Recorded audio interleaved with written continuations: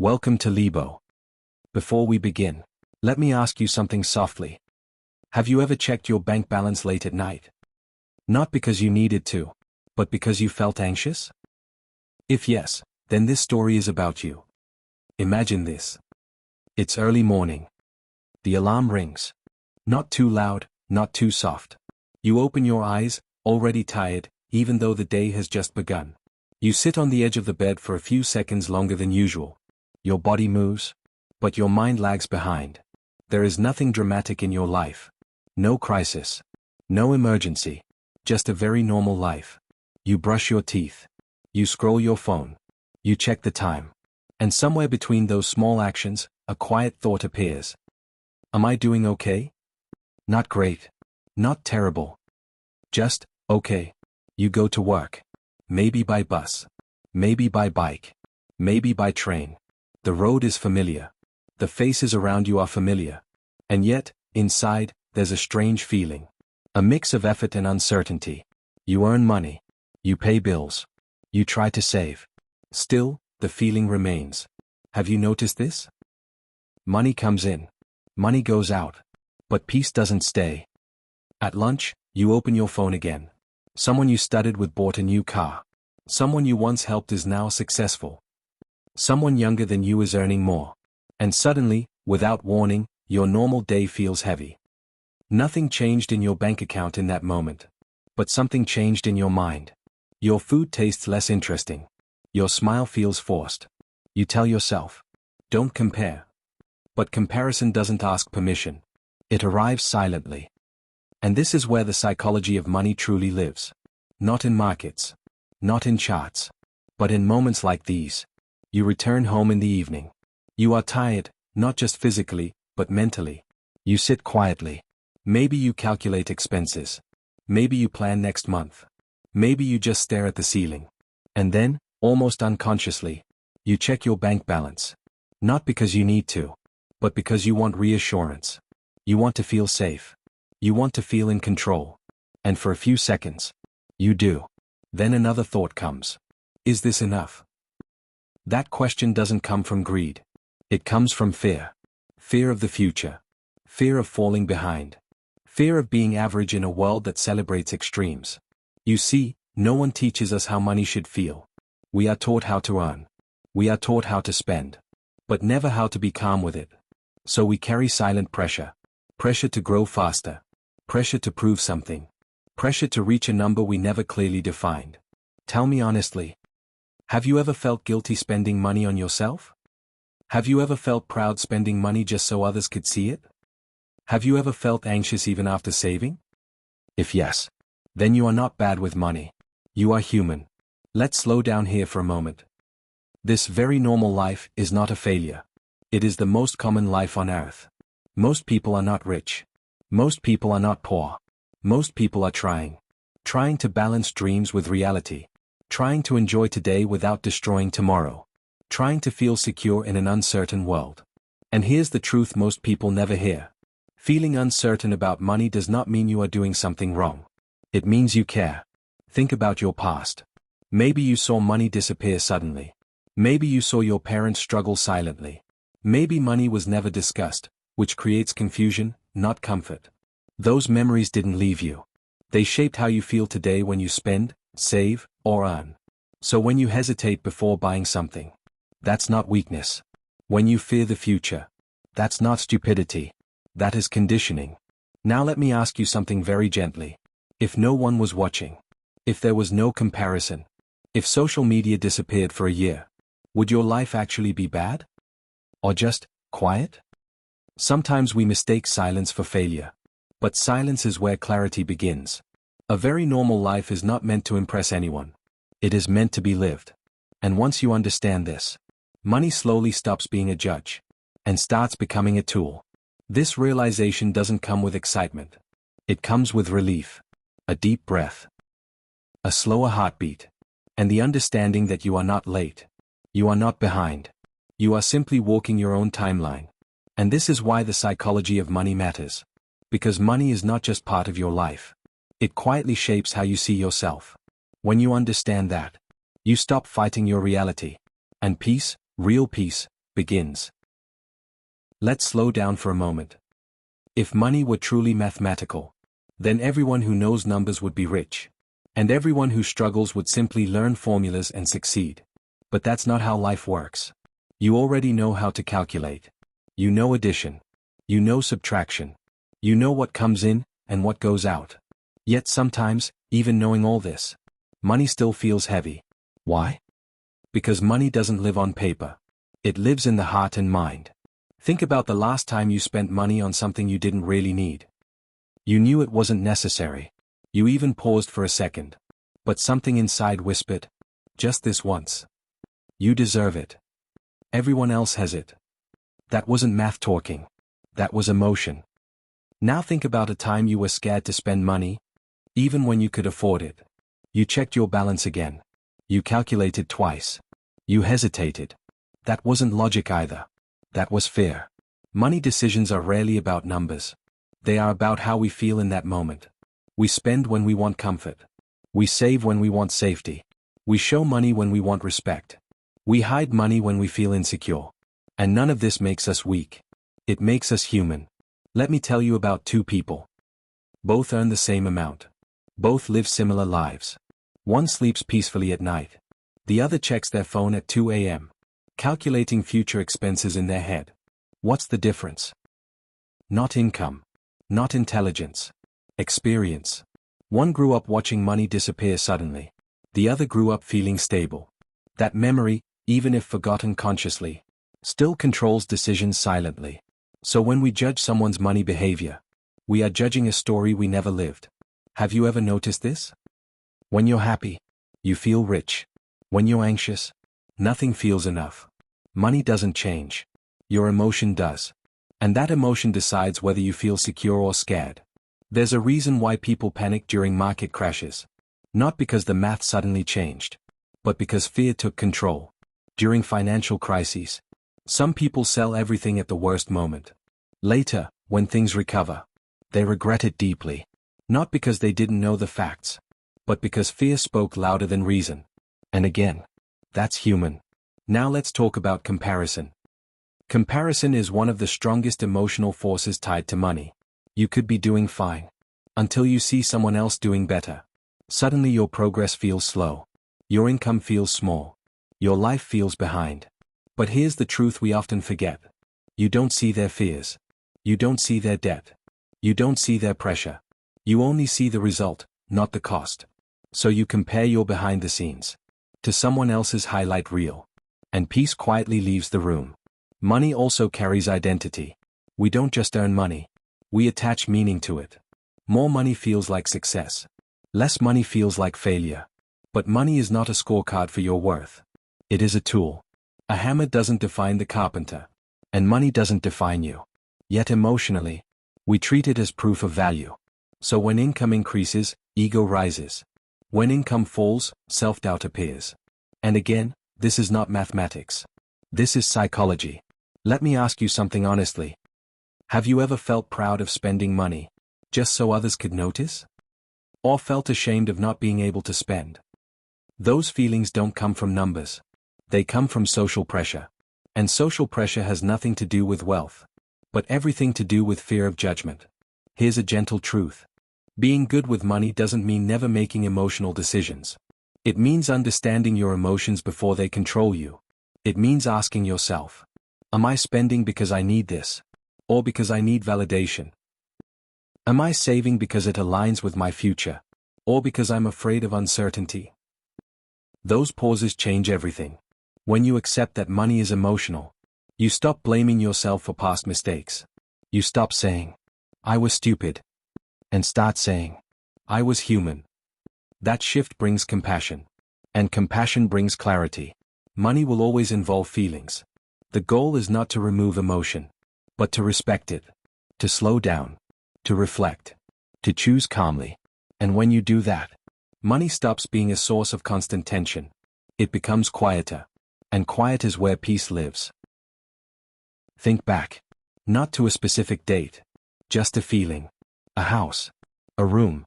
A familiar silence. Maybe you remember sitting quietly while your parents talked in low voices. They thought you weren't listening. But children always listen. Words like rent, fees, expenses, next month floated through the air. Not fully understood, but deeply felt. You didn't know numbers then. But you knew tension. And that was enough. Maybe your memory is different. Maybe you remember standing in a shop, holding something small in your hand, wanting it, not desperately, just gently. And before you even asked, you looked at your parents' faces. You checked their mood. You calculated silently. Is today a good day to ask? Or should I put it back myself? And sometimes, you did. You learned something powerful that day. Not about money, but about restraint. Or maybe money was never discussed in your home. No arguments. No warnings. No explanations. It simply existed, or didn't. That silence taught you something too. It taught you confusion, uncertainty, and sometimes, fear of asking questions. Because when something is never explained, the mind fills the gap with imagination. These moments didn't feel important back then. But they stayed. They settled quietly inside you. And today, years later, they show up in surprising ways. They show up when you hesitate before spending money, even when you can afford it. They show up when you feel guilty buying something just for yourself. They show up when you feel a strange pride showing a purchase. Not because you need validation, but because younger you once went without. That is not logic. That is memory. You see, the brain doesn't forget emotional lessons. It stores them. It says, be careful. Don't ask too much. Security matters. Money can disappear. So today, when you save more than necessary, or fear future expenses, or feel uneasy during uncertainty, you're not being irrational. You are protecting a version of yourself that once felt unsure. Let's pause here. Ask yourself gently, when I think about money, do I feel calm, or alert? Do I feel safe, or watchful? Your body knows the answer before your mind does. Some people grow up seeing money come and go easily. They learn comfort. Others grow up seeing money disappear suddenly. They learn fear. Neither is wrong. They are simply different emotional educations. And these educations shape adulthood more than income ever will. This is why two people earning the same amount live very different lives. One spends freely and sleeps well. The other saves heavily and still worries. The difference is not math. It's memory. And here's something very important. Those memories are not enemies. They kept you safe once. They taught you awareness. But now, you are older. Your life is different. Your capacity is different. And the fear that once protected you might now be limiting you. Understanding this is not about blaming parents or blaming circumstances. It's about awareness. Because awareness gives choice. Once you see where your money emotions come from, you stop reacting blindly. You pause. You ask, is this fear from today? Or from years ago? That question alone can change how you live. Money, at its core, is not just currency. It is emotion stored over time. Every note carries memory. Every decision carries history. And when you understand that, you stop fighting yourself. You begin to heal. Slowly. Quietly. And peace enters, not suddenly, but gently. Let me take you somewhere for a moment. Imagine a small boy, barely 10 years old, walking through his neighborhood in Omaha, Nebraska. While other children are playing outside, he is counting numbers. Not because he is forced, but because he is curious. That boy is Warren Buffett.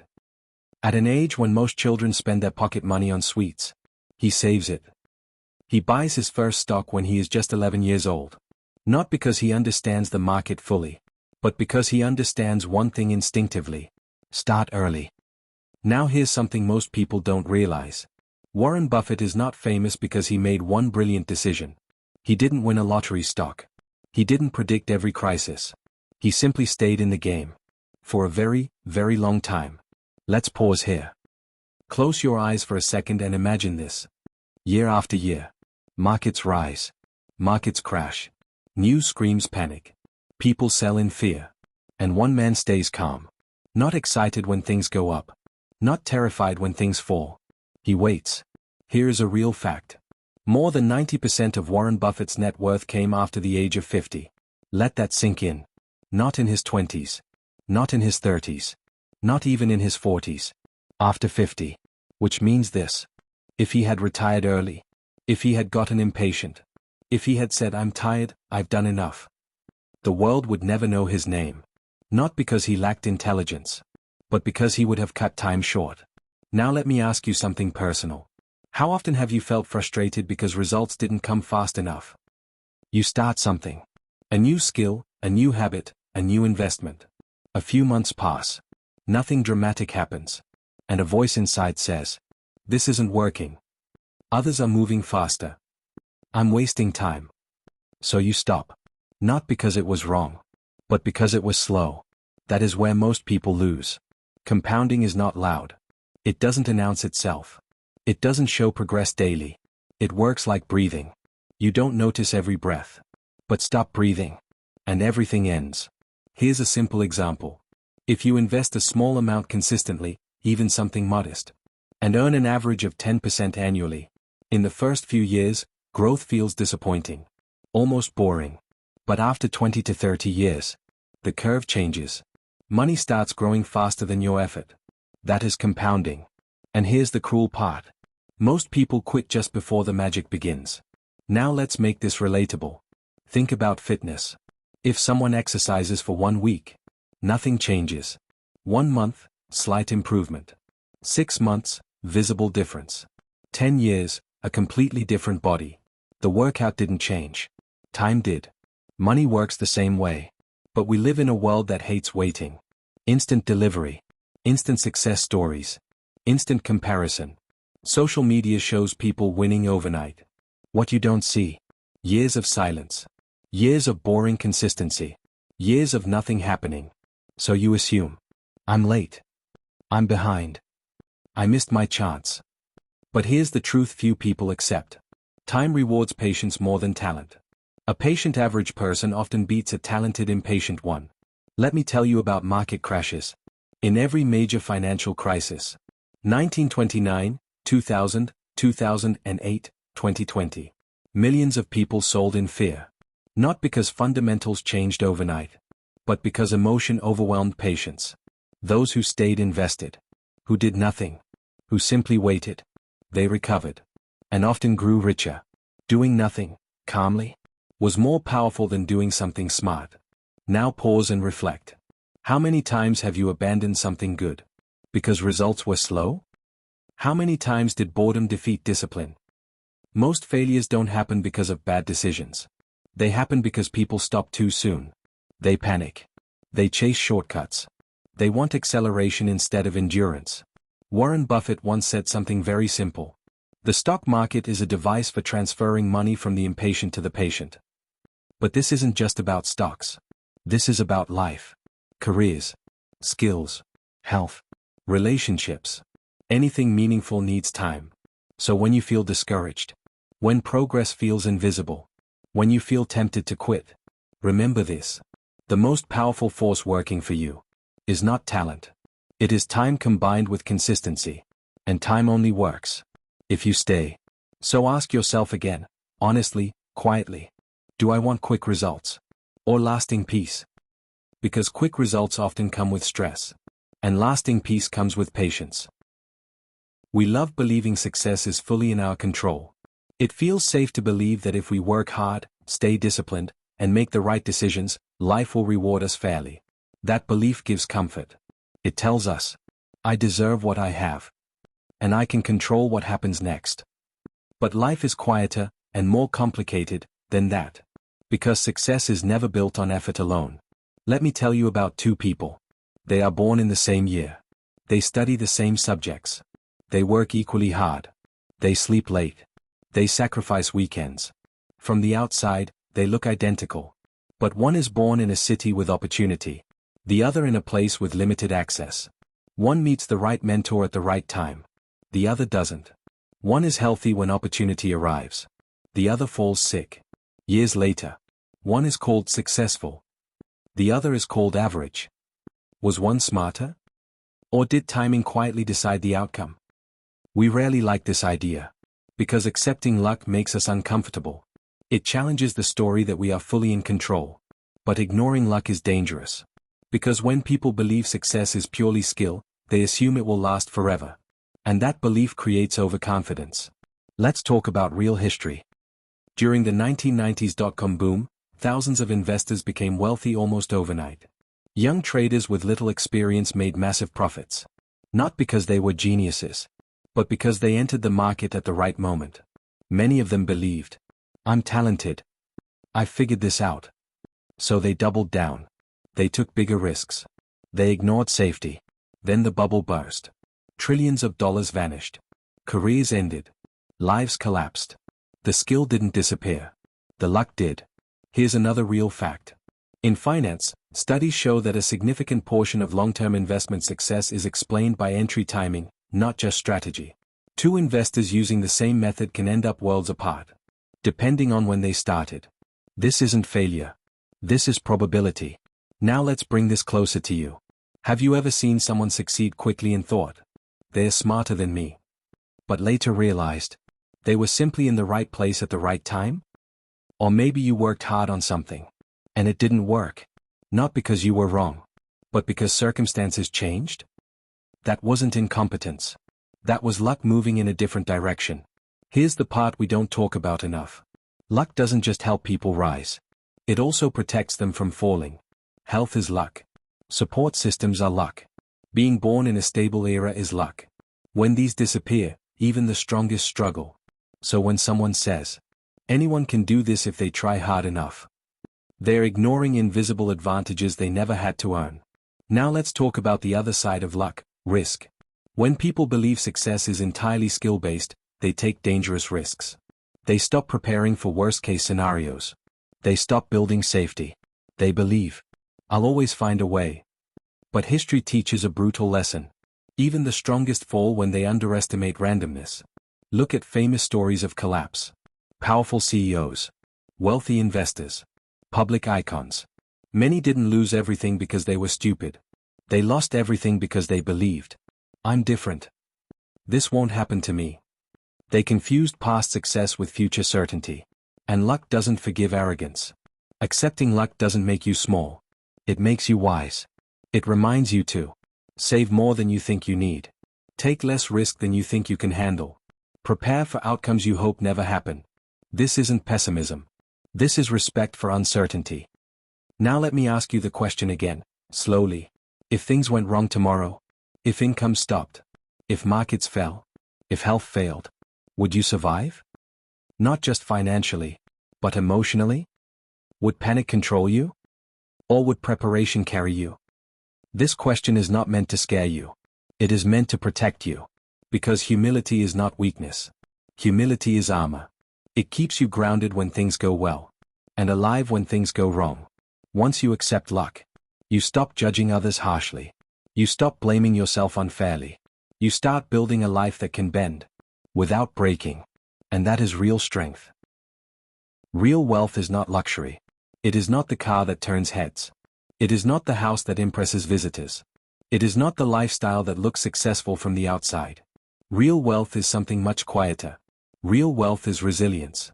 It is waking up in the morning knowing that if today goes wrong, you will still be okay. Imagine two people. Both earn well. Both live similar lives. One spends almost everything they earn. The other keeps a small cushion, nothing dramatic, just safety. Then something unexpected happens. A job loss. A medical bill. A sudden emergency. For one person, life becomes panic. Sleep disappears. Decisions become rushed. Fear takes control. For the other, life slows down, but doesn't collapse. They breathe. They think. They respond.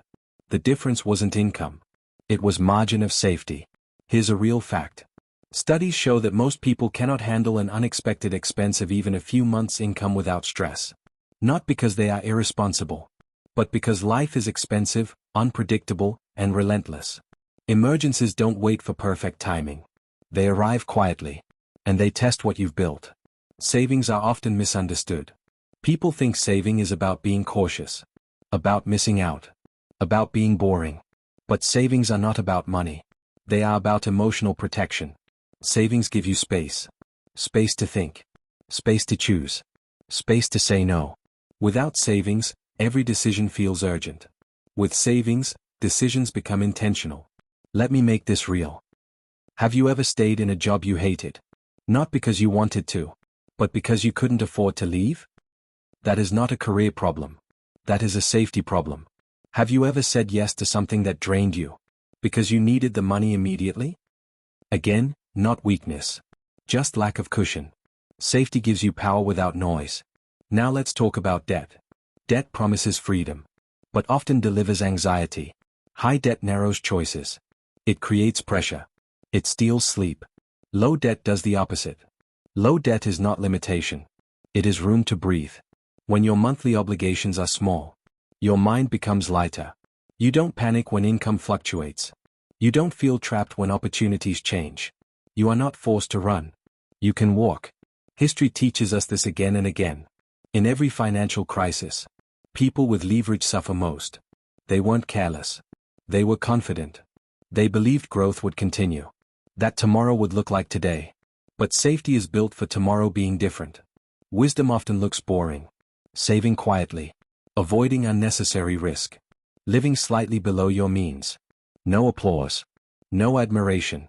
Until crisis arrives. Then suddenly, the boring people become the calm ones. The calm ones become the survivors. Ask yourself gently, if income stopped for a few months, would fear control me? Or would preparation support me? This is not a question of success. It is a question of stability.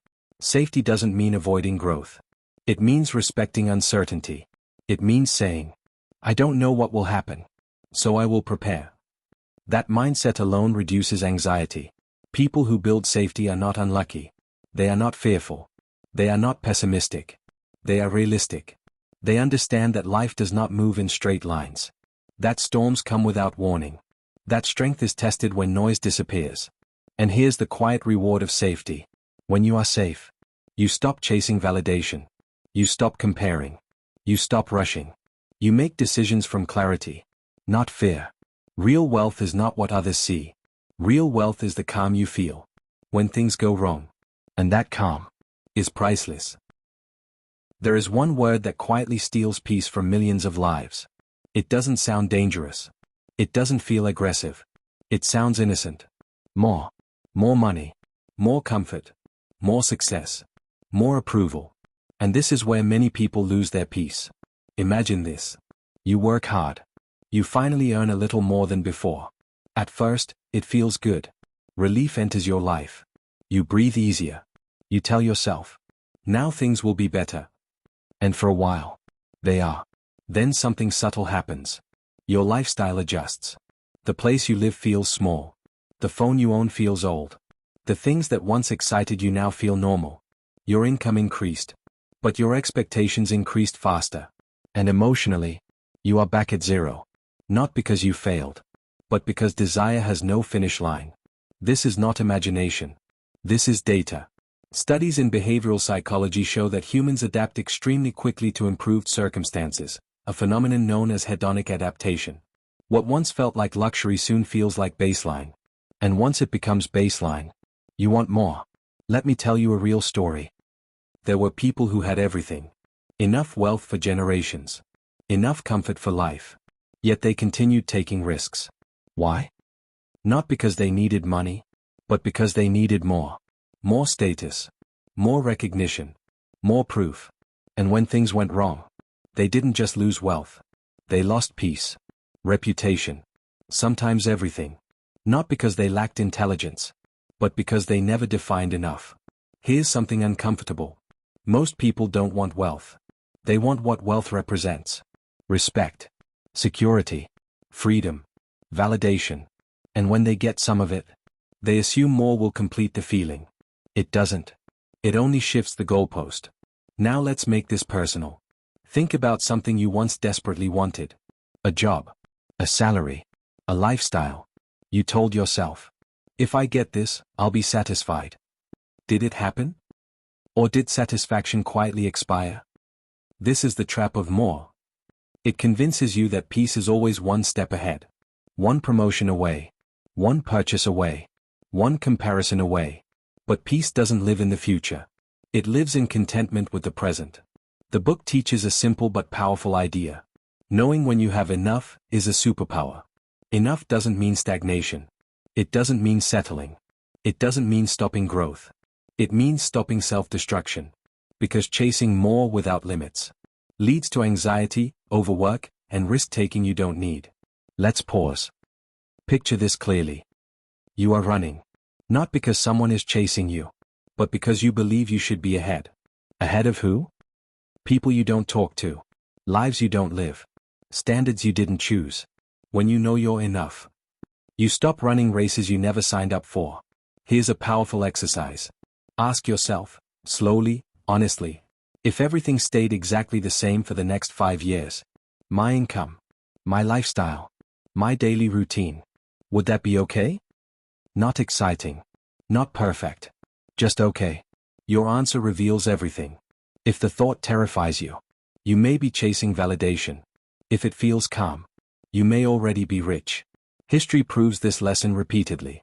The downfall of many great fortunes did not come from poverty. It came from excess. From pushing beyond necessity. From risking stability for ego. From ignoring enough. Enough is not weakness. Enough is clarity. It allows you to protect what you've built. To enjoy what you have. To sleep at night without fear. And here's the quiet truth. The moment you stop chasing more blindly, you start living deliberately. You stop measuring your life by other people's lives. You start measuring it by your peace. Money was never meant to define who you are. Yet quietly, without noticing, many of us let it do exactly that. We introduce ourselves through our job titles. We measure our worth through our income. We compare our lives through what we can afford. And somewhere along the way, money stops being a tool and becomes an identity. Let me ask you something gently. When someone asks, "What do you do?" Do you answer with what pays you?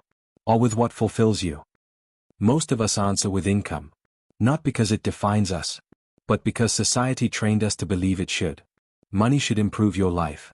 It should reduce stress, create safety, give you options.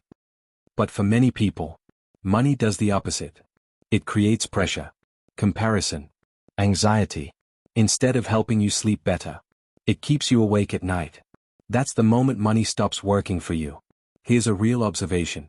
Psychological studies consistently show that after basic needs and reasonable comfort are met, more income does not significantly increase daily happiness. Yet stress often increases. Why? Because expectations rise. Responsibilities grow. Identity becomes tied to maintaining a certain image. Imagine this. You earn well. People admire your lifestyle. But you feel trapped. Trapped by expenses.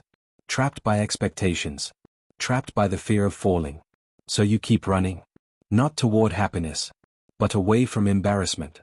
Money becomes a cage decorated as success. Now imagine the opposite. Someone earns less, but lives within their means. They sleep well. They choose work intentionally. They don't fear every fluctuation. They don't look impressive, but they feel free. That freedom doesn't come from money itself. It comes from not letting money define them. Money works best when it stays quiet. When it supports your life from the background. Not demands attention. When you don't check balances out of fear, but out of awareness. When you don't spend to impress, but to support what matters.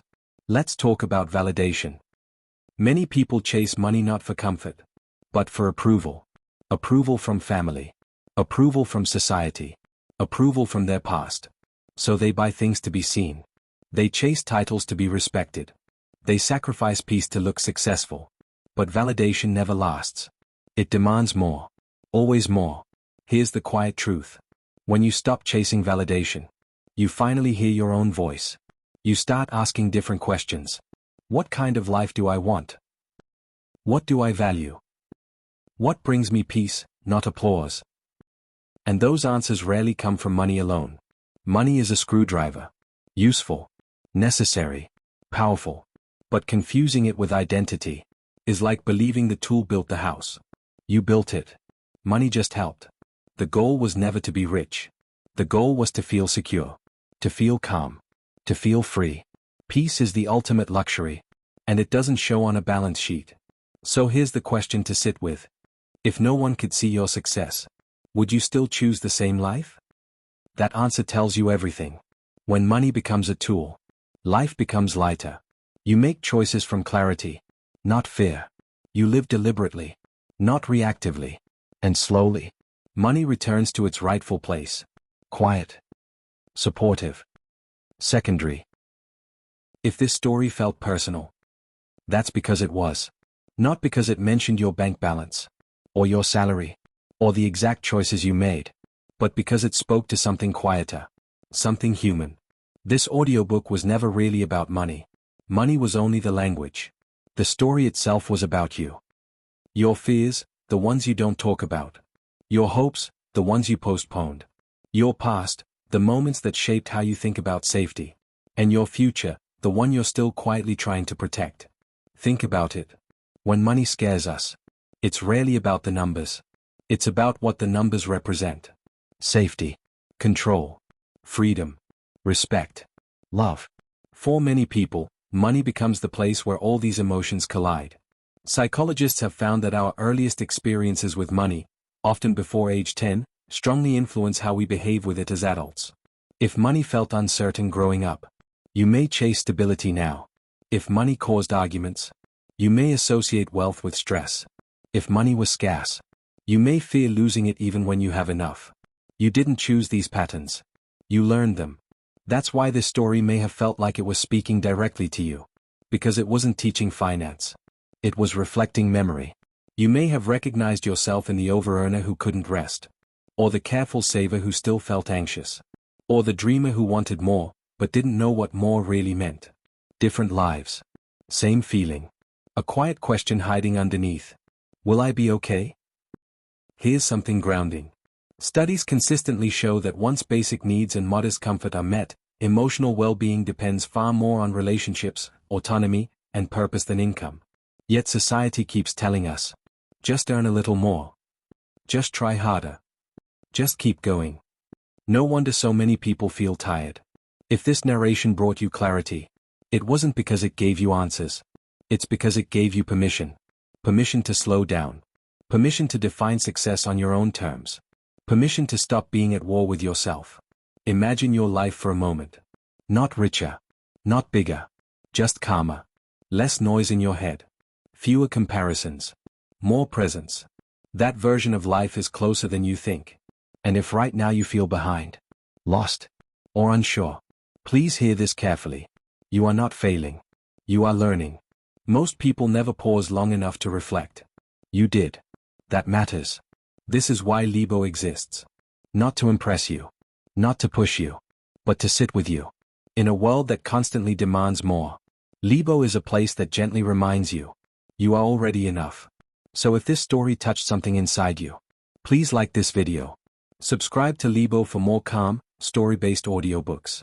And share it with someone who feels confused about money and life. You might give them more peace than advice ever could. Thank you for being here. Thank you for listening. For reflecting. For breathing.